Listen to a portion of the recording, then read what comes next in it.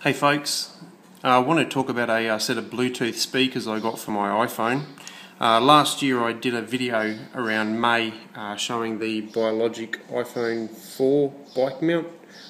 Fairly good product. You can see there's a cable coming out of it and going up to these speakers up here. These are a set of speakers by Tamika, TCS 3200s they were called. They should have been pretty good speakers, but unfortunately they sustained a fair bit of damage on the way over to me here in Australia, and unfortunately never performed quite correctly from day one. They had an audible rattle, and the main problem though was that they just wouldn't maintain charge.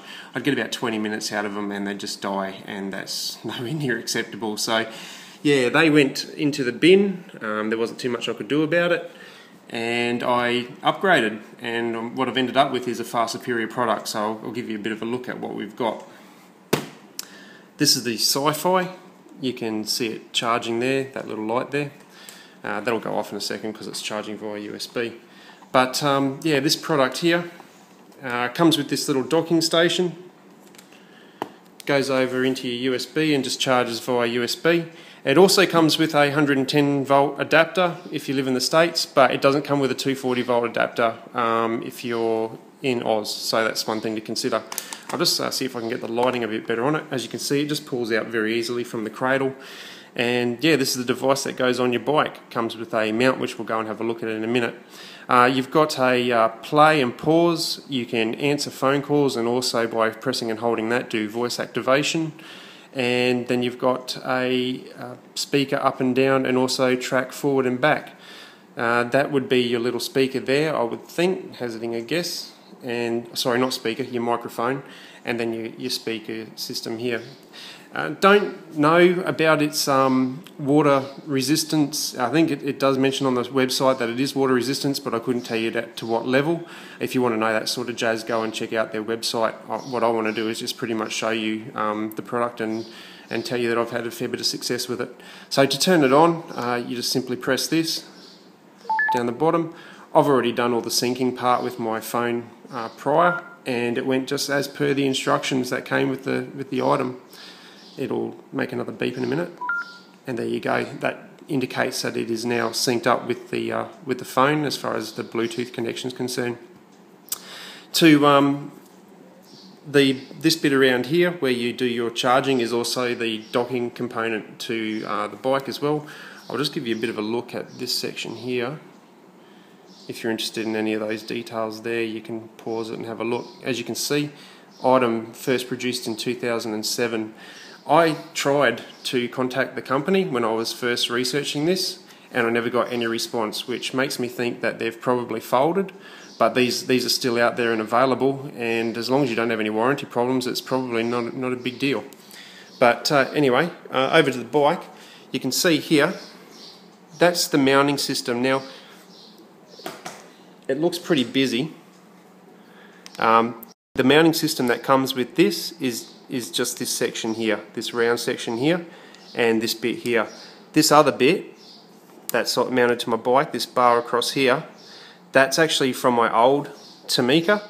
I've maintained that because if you look, it actually allows me to sit the Sci-Fi mount forward way out of the way of everything else. So all was not completely lost with the Tamika. I have managed to salvage some sort of usage out of it. And there's the iPhone, sorry, the Sci-Fi mount, which I'll give you a look at. So to put this on, simply just slides on like that, and there it is. One complaint that a few people have mentioned is that when it's on, it does rattle around a little bit. You can hear that. But for the street riding and stuff that I've been doing, I haven't really noticed it a great deal. I tend to have the volume up pretty high anyway, and it hasn't really annoyed me at all. That being said, as far as like staying on there, it's rock solid. So let's get to it. I guess the real thing that we all want to know is, what does it sound like and how does it operate? So to play music, you simply just press that. Volume change. Just come over here. Now this is all really easy to do while you're riding along. You just slide your fingers across and you can do it from either side. Of course, I'm using one hand to film, so I have to use my other hand. But yeah, I found it a far easier product. Just pause this. I found it a far superior product to use than the Tamika. These controls are far easier to use. So again, just press play, volume down. If you want to jump tracks, you just press and hold, and away it goes. This is what it looks like when it's on your bike. I think it looks pretty cool, pretty slick.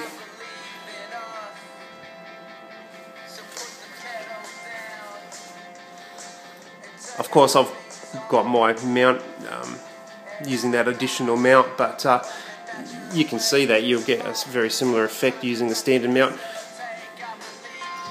Just pause this again, guys. That's one other thing I need to mention too, is that it came with 2 of these in 2 varying sizes. So yeah, you can mount it to bigger bars. I've actually modified mine and I'm using it in my car, so I can have this hanging on my my visor as a Bluetooth device as well. So I thought that was a pretty good bonus and something I wasn't really expecting. Again, on it goes, and yeah, press play and you've got music.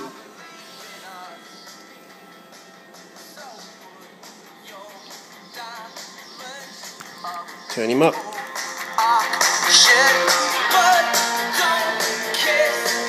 That's pretty good, that's pretty loud.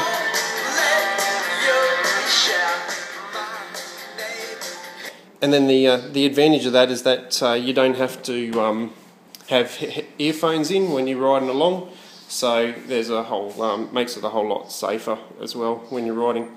Anyway, guys, that's a real quick overview of the Sci-Fi. I think it's pretty cool. I've been really happy with it, and yeah, I just wanted to give you guys a look at it. See ya.